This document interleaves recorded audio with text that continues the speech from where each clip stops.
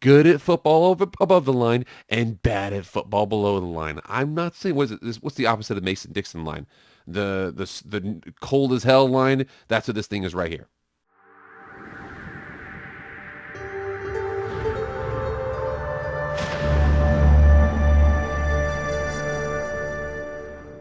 What is up, everybody? It is Jake with Master Football back at it again. Happy Wednesday. Thank you so much for being here. If you want to be up to date on all things college football, hit that red subscribe button. Do it. I'm telling you right now, we're doing better. Most of you are ninja watchers. You're watching, but you're not subscribed. Please subscribe.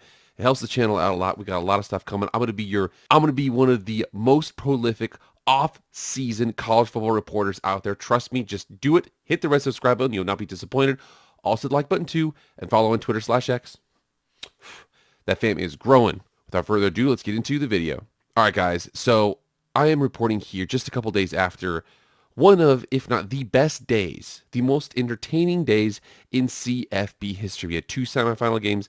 They were fantastic. I want to make sure I can reach out to one particular audience that's out there in general. And again, you might say, oh, this isn't a generalized audience. Well, it kind of was because of basically the way that they treat themselves during interconference play in college football. You guys already know who it is. It's the SEC. And as a matter of fact, the SEC has been doing pretty good against some of the top level teams out there in the college football world that aren't at the SEC, especially around bowl time, starting off with this game. I remember this game very vividly. In addition to Missouri beating Ohio State. Now, I grant it was because of the quarterback, blah, blah, blah. Either way, listen, Missouri was trying, Ohio State was trying to, Ohio State lost. That's all that really matters. That was one of the games. Also was here the Chick-fil-A Peach Bowl. The Penn State Nittany Lions, the number one defense in all of college football, went up against the Ole Miss Rebels. They were 10-2 at the time. And boy, oh boy, did they make the Penn State Nittany Lions number one defense in the country look like barbecue chicken out here. Jackson Dart, 25 for 40, 379, 3 touchdowns. Rushing, Quinshad Judkins, 106 yards. They had 146. They had 540 yards on the number one defense in all of college football.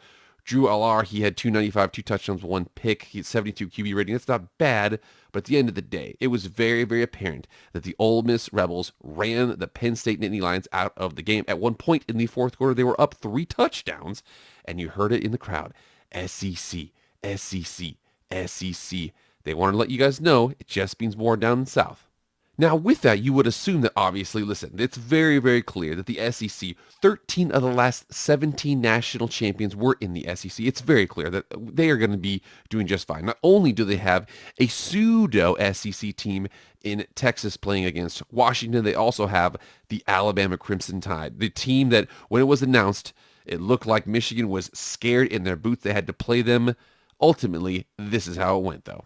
I mean, this game, it was such a awesome game here, back and forth here and there. You come over here and check out the stats. Ironically, other than special teams, especially the punt coverage unit, the punt coverage unit for Alabama was the difference maker in this game, especially gave them a huge advantage because if it wasn't for the punt coverage unit, you come down here and check this out. They did have 172 rushing. You could nothing to throw a towel at there, but Jalen Milroe, 16 for 23, 116 yards, no touchdowns, no picks.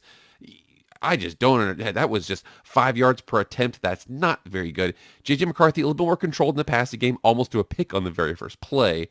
We see here he had 221 yards, 3 touchdowns, no picks. They had 130 yards rushing on the ground. Both teams about 4.1 yards per carry. Ultimately, though, if it doesn't come down here and register over here, not only did Jalen Milroe go 16 for 23 for 116, 0 touchdowns, 0 interceptions, we come down here and check out Michigan's defense. Boom, 6 sacks. So 116 yards. But then if we're talking NFL with the net passing yards, they might have had like 60 net passing yards in that game. The offensive line, especially from a passing perspective, wanted nothing to do with Michigan. That's the SEC offensive line was having issues with Michigan. And as much as that hurts the fact that not only did Georgia, especially with 1 3-point loss, they get held out, they're not in the CFP, but then Alabama, the team that goes, and Alabama's like, oh, we've been here before, we've done this, we've done that. They lose, in addition to the fact that Texas, despite the fact that Washington did just about everything they could to keep Texas in the game at the end of the game. Granted, Dylan Johnson getting injured, that's nothing you can do there. They punt it, and then there's kick-catch interference. It was just a complete horrible situation for the final minute of that game. But Ultimately, Washington and Michael Penix Jr., who should have been the Heisman Trophy winner, but that's a discussion for another day. He comes out here 29 for 38, 430 yards, 2 touchdowns, no interceptions, a 97.7 QBR rating. Quinn Ewers, there was a couple questions about him after the game. Either way, Texas's in the SEC's pseudo team goes and loses to the pseudo Big Ten team, the Washington Huskies, 37-31. And boy, oh boy, if you knew anything about college football Twitter, they are, because of college football, the way that it operates, everybody, it's so much more, what's the term, tribal. Because, I've never been a part of the Las Vegas Raiders. I love the Raiders. I love all that. I have been a part of Boise State football. I am a donor to Boise State football. There's plenty of guys from Michigan like that. There's plenty of guys from Washington like that, and so on. So it's so much more tribal like that. Josh Pate here, one guy that I really like about college football, he says, I've whiffed on Michigan and Washington all season, and now it comes to this. What a sadistic show coming in for me tonight. That was yesterday. That's fantastic. And there's some people out there who are saying, oh, a little bit of copium by some of the SEC fans right now. Reminder for this bowl season, an SEC team wins, the games matter. The SEC team loses, oh, the games don't matter. And no SEC team is involved, oh, the game doesn't matter at all. Unfortunately, we're finding that out, that if the SEC team loses, the CFP semifinal doesn't matter, apparently. If you guys don't know anything about this, the FCS National Championship is between the South Dakota State Jackrabbits and the Montana Grizzlies, from where my sister lives in Missoula, Montana, up there. So you check that out. That little line right there.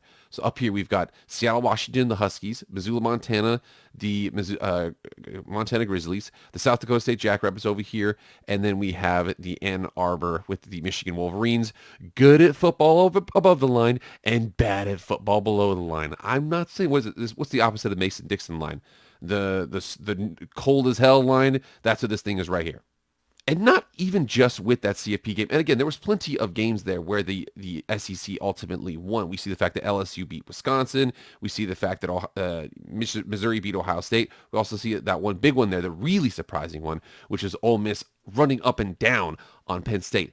But other than those games, for the most part, the SEC was not having exactly the best season in the last couple of years they've had. So the record versus other Power 5 conferences in 2023, we come down here and check it out. So we see against the ACC, not very good at all, 4-6 against the ACC, including one beatdown by the Florida State Seminoles. Again, different team early in the season against LSU. And then we have North Carolina beating South Carolina, and so on and so forth. We also see the SEC versus the Big 12 was 1-2. Again, the Texas beat Alabama and Missouri beat K-State, but the Arkansas Razorbacks fell to BYU. Again, it is what it is. 1-2, 4-6. The SEC versus the Big 10 didn't happen, but they did is in the bowl season, and they did actually very well against the Big 10. But then they were also 2-1 versus the Pac-12. So again, it just means more, very dominant. 13 of the last 17 national championships. You didn't really see it on the field. Now, this is a plea to all of you SEC fans. I want you guys to know this. It doesn't feel good right now, again, because a lot of people say, oh, yeah, well, all the South has is football. It just means more, this and that, and everything that you say. But right now, ultimately, there's a couple things that are competing against those narratives. I do think, though, part of what I want to do is kind of explain kind of what's going on here, because there's a couple of things that are feeding into each other. But I also want to give you guys hope here, because I think the SEC is still going to be dominant in the future. Are they going to be 13 out of 17 national championships dominant? Maybe not, but things are still looking up for them. One of the big ones here is a point that was articulated by Joel Klatt that I'll come to here in a second. But you can see a microcosm of that right here. So it says, breaking, Texas A&M in the SEC is set to hire Alabama wide receivers coach Holman Wiggins. Here it says here, Alabama loses one of the best recruiters in the country. On the bright side, Alabama gets a chance to hire someone that can help rebuild the highly missed production at wide receiver U. Wide receiver, first of all, Alabama has been flexible. They've won it with running backs, with defense, with wide receivers, with quarterbacks. They've won it in multiple different ways. I think that it's not necessarily wide receiver U. They did have a great run, and they still are a little bit behind, I would say, the Ohio State Buckeyes. But still, Alabama is not hurting for anything like there. But right here, you see the fact that there is a little bit of cannibalism within the SEC, and Joel Klatt brings that up on Colin Cowherd's show. I included this clip here. I'm not going to play it here, but around the 4:03 mark, they basically go through the fact that it looks like Alabama was not as dominant up front on the offensive line as they were before. Typically, they can just push teams around. They haven't been able to do that as much. And Joel Klatt basically says, a big reason there is because one aspect of the transfer portal is as opposed to being able to stockpile players there, and they know that they're going to sit 2, 3, years, they're ultimately deciding as much as a lot of those good players, Jahmyr Gibbs will transfer to Alabama. 4 stars who are sitting and might have to sit 3 or 4 years will transfer and play right away. And again, you see some of that cannibalism within the SEC showing up in the transfer portal. Now, one team that's going to be making moves, and again, it's everybody's dark horse. If there is a futures bet on the national championship, I'm telling you right now, the best money is going to be on the Ole Miss Running Rebels right now because of how good that offense is and the fact that they brought in a ton of studs on the defense, most of them from the SEC. A lot, like I said, about that cannibalism, most of that coming towards them. But then ultimately from here, you're also going to see, not only do you see Ole Miss, not necessarily a dominant power, not your Georgia, your Alabama, or LSU, very good team, but they're the number one team here. And then you see the rest of it here. I don't really see any SEC teams, not very SEC teams. Kentucky, South Carolina, again, the same narrative here. The transfer portal is for those mid-tier teams to pull some of those top players that aren't playing from those top-level teams. That's what it's kind of shown itself to be. I also want to remind everybody here, the first thing right there with the transfer portal was kind of explaining what's going on here, but I want to make sure that we're clear about that. The transfer portal was implemented here in 2018. We've been able to see how that's gone out the last couple of years, but ultimately here, is still at the end of the day, look at this. This is the CFP, okay? Other than here in 2014 when it was Ohio State and Oregon, we see Alabama beating Clemson. We see Alabama losing to Clemson by a single score. We see Alabama beating Georgia. We see Alabama losing to Clemson, but still in the CFP. We see LSU rocking Clemson. We see Alabama beating Ohio State. We see Georgia beating Alabama. We see Georgia beating the tar out of TCU. There's not going to be an SEC championship game so far, but again, you look back, like I said, 13 of the last 17 national championships, it's very clear that the SEC is still on a great run. 13 of the last 17 after Texas won it in 2005 with Vince Young. Boom. 7 in a row. Florida, LSU, Florida, Alabama, Auburn, Alabama, Alabama. 7 straight. And then we have a 2-year break, but then you go back to Alabama, Clemson, altered for 4 years, and then 4 straight again. LSU, Alabama, Georgia, and Georgia. Remember here, college football is cyclical. I'm not saying that the SEC is going to fall off by any means. But again, falling off for the SEC could mean that they only win half or 60% of the championships, not 70, 80% of the championships in the next couple of years. Remember here, come back down here. It was as early as 1997, 1995, 1994 that Nebraska won 3 out of the last 4 national championships. There's no guarantee that the fact that this is going to continue to happen here, Alabama's going to win 7 national championships or whatever it is, Georgia's going to win 2 straight. There's no guarantee that's going to happen in the future. I'm not saying they're going to be bad, but they're going to be a little more, they're going to have a little more parity with other conferences. Maybe not necessarily like the ACC, especially if Florida State leaves or something like that. Or maybe the Big 12. The Big 12 has kind of solidified themselves as a dominant basketball brand with some good football brands in there too. But I'm telling you, the Big 10 is coming. The ACC will see what they can do. The SEC, it's bringing in those 2 big brands there in Texas and Oklahoma. But we're headed for some more parity, man. Now, even with that parity, I want to remind everybody here that check this out. Okay, this is the 2024 football team rankings for recruiting right now. Oh, what do you know? What's the top there? Georgia, Alabama, Texas. Okay, SEC. ACC here in Miami. However, again, there's rumors they might be going to the Big Ten. We don't know. And then Big Ten. And then SEC wants to be SEC in Florida State.